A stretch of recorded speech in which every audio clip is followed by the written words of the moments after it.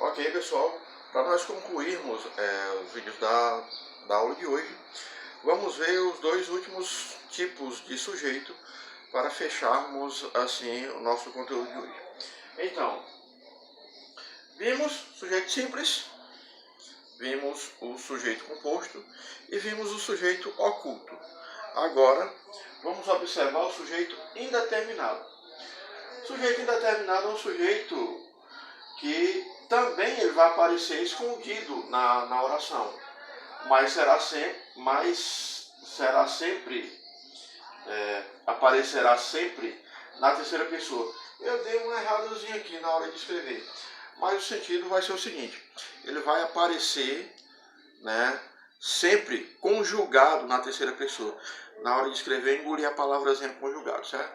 Desculpa aí o tio, na hora de estabelecer as informações.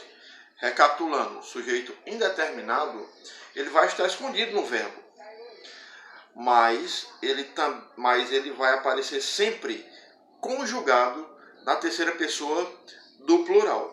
Terceira pessoa do plural. Então, na hora que você encontrar o sujeito, muito provavelmente, né, aliás, sempre será eles, né? Então, vamos observar aqui o exemplo. Roubaram meu carro. Quem roubou? Eles. Eles quem? Então o sujeito, a pessoa não sabe quem foi que roubou o carro. Daí o nome de sujeito indeterminado. Ele vai causar, na hora que vocês estiverem fazendo as atividades ou alguma prova, sempre vai aparecer alguém querendo criar uma pegadinha no sentido de dizer assim: é um sujeito oculto ou é um sujeito indeterminado? Por quê? Prestem bem atenção, sujeito oculto, vimos no vídeo anterior, ele vai aparecer no singular. Obrigatoriamente, o sujeito indeterminado será sempre a terceira pessoa do plural. Deu para entender a diferença entre os dois? Último, inexistente. Às vezes fica engraçado a gente dar uma aula de gramática porque a gente está estudando um sujeito e a gente vai ver um sujeito que não existe. Se não existe, teoricamente não precisava estudar, né? Mas temos que ver a situação do exemplo, como é que ele vai aparecer nessa situação, né? Ok. Inexistente quando o verbo principal for um fenômeno natural ou o verbo haver com o sentido de existir. Fenômeno natural. Nós já vimos isso também estudando os verbos, né?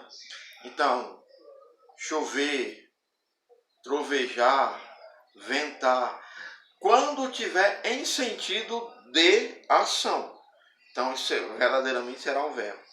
Por exemplo, se eu disser a chuva esfria o ambiente, aí o cara vai dizer assim: bom, tem um fenômeno natural aí, então a oração não tem sujeito.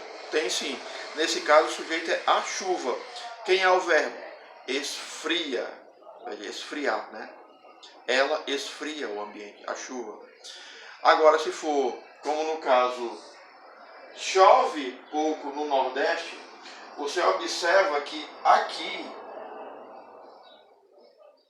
a palavra está funcionando como o verbo. Aí você vai perguntar: quem é que chove? Aí vai ter sempre aquele gaiatinho que vai dizer: a chuva. Chove a chuva. É São Pedro. É Deus. Não sei o que tal. Mas gramaticalmente não existe um sujeito para praticar essa ação. Então sempre que nós observarmos esses verbos funcionando como fenômeno natural, ele não terá sujeito, né? Vale ressaltar que pode ocorrer também com os memes. Choveu e relampagou, né? Também pode acontecer de aparecer na oração e também não ter um verbo, não ter um sujeito, né? que infelizmente aqui na nossa região não está nem relampagando, né? Então vamos lá. Não ria não que vai aparecer, não vai. Ok. O verbo haver não é inglês, to have, viu? É haver mesmo. O verbo haver, se ele tiver no sentido de existir. E quando ele for conjugado na terceira pessoa do singular. Olha como é interessante. Houve confusões com polícia e estudantes, né? Você vai perceber que a professora, mas não está no... Peraí, falhou aqui. Não está no plural o verbo. Por que a oração está no plural? Por que o verbo está no singular? O problema é justamente esse, né? Quando o verbo haver apresentar o sentido de existir, ele é um verbo impessoal.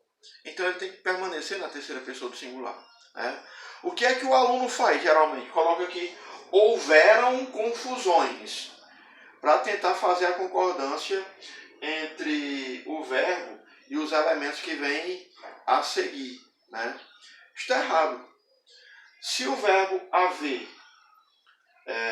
tiver no sentido, for sinônimo de existir, ele não vai nem para o plural, não vai nem plural, né? Então houve confusões. Houve confusões entre polícia e estudantes, né? Então, sempre que você vai, na hora que você vai observar uma frase como essa, viu o verbo haver, aí vou tentar transformar. Então, existia confusões. Se fizer sentido, então você vai ver que a oração ela não tem sujeito. Não terá sujeito. Se fizer sentido a hora da troca entre as duas palavras, a oração é uma oração sem sujeito. Espero que vocês tenham entendido a nossa aula de hoje.